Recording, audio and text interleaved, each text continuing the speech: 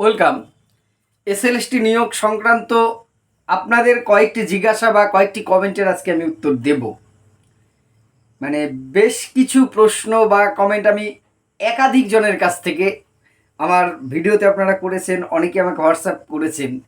মূল নির্যাস যে কমন কয়েকটা প্রশ্ন, তার 4-5টা প্রশ্নের উত্তর দেব। প্রথমত যেমন স্যার এই একটা বিভ্রান্তি বোধ হয় দেখলাম একজন ম্যাডাম কমেন্ট করেছেন, আবার আমাকে কয়েকজনা জিজ্ঞাসা করেছেন স্যার 16-র যে গ্রুপ সিডি তাদের বেতন তো বন্ধ হয়েছে এই সরকার আসার পরে, নাকি যারা শিক্ষক ছিলেন 2016-র এখনও যারা কর্ম স্কুলে যাচ্ছেন তারা নাকি বেতন পাচ্ছেন না, এরকম কোনো বিষয় হয়েছে? এটা কি আদৌ সত্যি? সেটা আর যেটা একটা খুব ব্যাপার যে এই সরকারও কি তাহলে ভাতা নির্ভর হয়ে পড়লো? আগের সরকারের তো অনেক সমালোচনা আমরা করেছি, কারণ অন্নপূর্ণা ভাণ্ডারের টাকা তো ঠিক সময় মতন দিয়ে দিল, কিন্তু আমাদের নিয়োগ নিয়ে তো একদম স্পিকটি নট হয়ে আছে।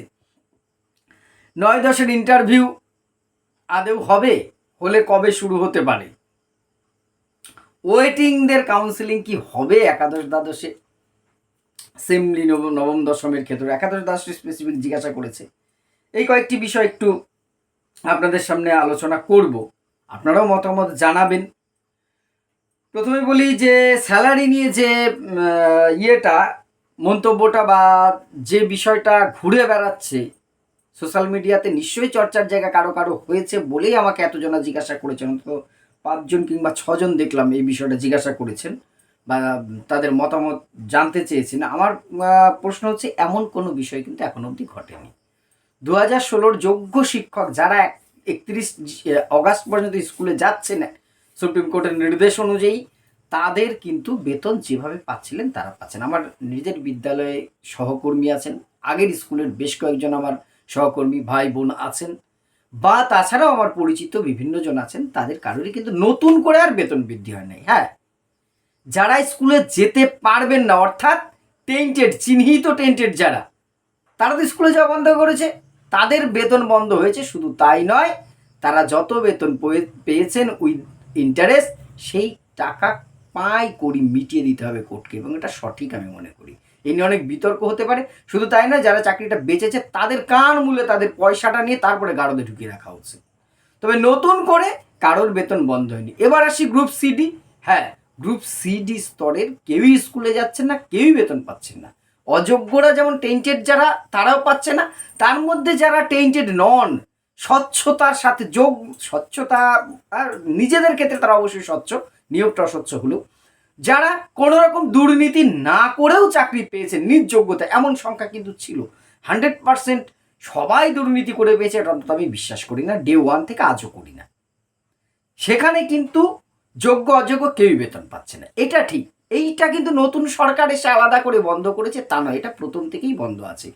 পূর্ববর্তী সরকার তাদের একটা ভাতা টাইপ দেওয়ার চেষ্টা করেছিলেন, সম্ভবত 5,000 টাকা, কিন্তু সেটা নিয়েও জনস্বার্থ মামলা টামলা হয়ে সেটা বন্ধ আছে। ফলে তারা খুব দুর্বিষহ দিন কাটাচ্ছেন। কিন্তু যোগ্যদের কথা বলছি, অযোগ্যদের প্রতি আমার কোনো সহানুভূতি নেই। যারা চাকরি চুরি করেছে, পয়সা দিয়ে চাকরি কিনে যোগ্যদের হকের চাকরি নষ্ট করেছেন, তাদের প্রতি আমার 1% সিম্প্যাথি নেই। অনেকেই বলেন তাদেরও তো সংসার আছে, হ্যান আছে, ত্যান আছে। চোরের প্রতি আমার কোনো সিম্প্যাথি নেই।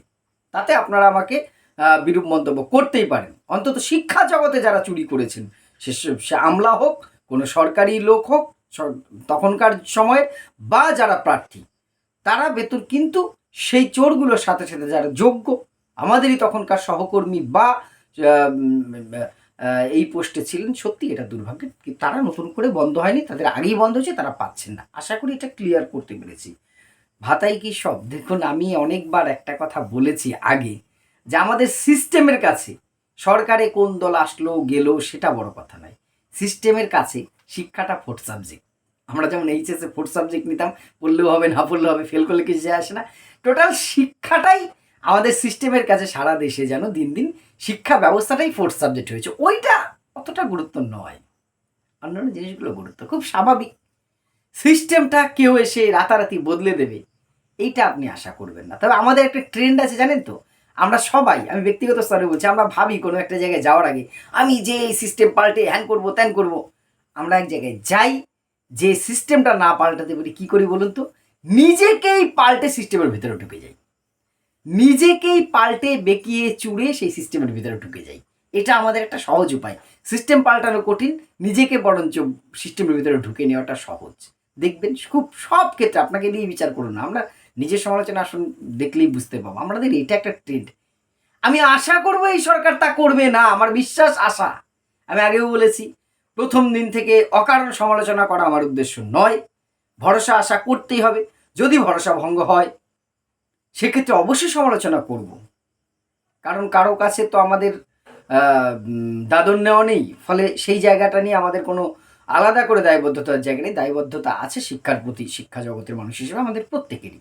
ফলে ভাতাটা যেহেতু আমাদের মানুষ, আমরা যারা ভোটার, যারা ভোট দিয়েছি, তারা তো এই নির্দিষ্ট এই আশাটা রেখে একটা বড় অংশের মানুষ দিয়েছেন। দেখুন, আমরা চাকরির কথা ভেবে আপনি হয়তো ভোট দিয়েছেন পরিবর্তনের পক্ষে, সংখ্যাটা এখন অনেক কম, তার চেয়ে ভাতার সংখ্যার পরিমাণ অনেক বেশি।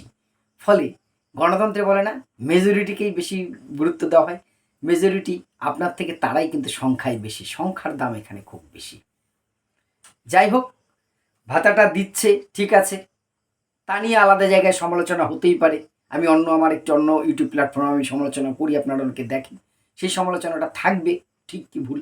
কিন্তু আশা করেছিলাম নিয়োগ নিয়ে খুব দ্রুত একটি অন্তত বিবৃতি সরকারের কাছ থেকে, স্কুল সার্ভিস কমিশনের কাছ থেকে বা শিক্ষা দপ্তরের কাছ থেকে। তবে যাই হোক, 5 তারিখের মিটিংটি হয়নি, 10 তারিখে মিটিংয়ের পরে এবং শিক্ষামন্ত্রী স্থায়ীভাবে নিযুক্ত হলে নিশ্চয়ই এই বিষয়ে বিবৃতি আসবে, কাজ শুরু হবে। এখনও সেই বিশ্বাস কিন্তু আমি করছি এবং নতুন যে যারা এসছেন তাদের প্রতি আমি এখনও পর্যন্ত কিন্তু ভরসা রাখছি।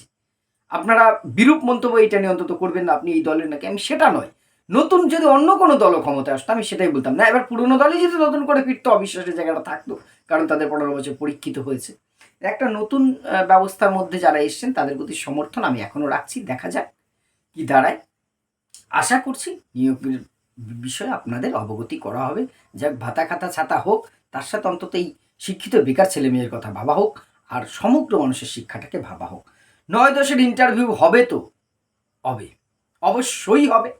দেখুন, 11-12-এর বাকি প্রসেস, কাউন্সেলিংটা সেন্ট্রালাইজড হবে, বাকি রিজিওনাল অফিসে কিন্তু ইন্টারভিউটা শুরু হবে। আর তার আগে ভেরিফিকেশন বাকি আছে, কিছু সাবজেক্টের এখনও মেজর সাবজেক্টেরই রয়ে গেছে, সেগুলো হবে। তারপরে ইন্টারভিউ শুরু হবে, সব দ্রুততার সাথেই হবে এবং একবারে কিন্তু পরপর হবে। এরপরে শিডিউলটা শুরু হবে। যদি অনেকে বলছেন অনেক দিন ধরে এই কথা শুনে আসি, সত্যি এক কথা শুনতে হয়তো ভালো লাগছে না, কিন্তু আসবে। বিষয়টা আর ব্যাখ্যায় যাচ্ছে না, সে একইভাবে কয়েকটা জিনিসের জন্য অপেক্ষা চলছে। ওয়েটিংদের দেখুন, ওয়েটিংদের জব পাওয়া তো পাওয়ার কথা, কিন্তু যদি এভাবে করে ডিলে হতে থাকে তাহলে ওয়েটিংদের পক্ষে সেটা খুব খারাপ লক্ষণ। কিন্তু যত তাড়াতাড়ি নিয়োগ হয়ে যাবে তারপরে কিন্তু ওয়েটিংদের থেকে আবার কাউন্সেলিং হওয়ার সম্ভাবনা বাড়বে। এবার অনেকে এখানে বলবেন না, আসলে যারা প্যানেল হয়েছে তাদের নিয়ে চিন্তা ভাবনা নেই, আপনি আবার ওয়েটিংদের পেছনে ছুটেছেন। দেখুন, ওয়েটিং থেকে চাকরি পাওয়াটাও কিন্তু একটা অধিকার, সেটাও একটা সিস্টেম। সিস্টেমটা তো সহজে ব্রেক করা যায় না। কিন্তু আমি একটা কথা আপনাদের নিশ্চয়ই মনে আছে, অনেকবার বলেছি, সিস্টেম বা সরকারের ওপর অনেক কিছু নির্ভর করে, দৃষ্টিভঙ্গির ওপর। তারা যদি চায় ভ্যাকান্সিগুলো ঠিকঠাক পূরণ করব, তাহলে ওয়েটিং থেকে বেশি পরিমাণ চাকরি পাবেন, না হলে ওয়েটিং থেকে চাকরির পরিমাণ কম হবে, তবে হবে।